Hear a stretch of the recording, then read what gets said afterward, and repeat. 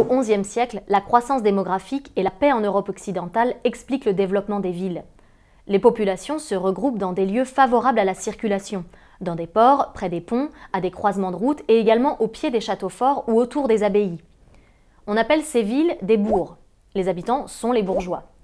Les bourgs sont entourés d'une enceinte, c'est-à-dire d'une muraille. Au-delà de cette enceinte qui protège la ville s'étendent les faubourgs, comme on peut le voir sur cette image. À l'intérieur des remparts, les rues étroites sont bordées de maisons en bois. Lieu de sociabilité par excellence, la place du marché est souvent entourée de beaux édifices. La ville est divisée en paroisses et chaque paroisse possède sa propre église. À partir du XIIe siècle, d'immenses cathédrales sont construites dans les grandes villes.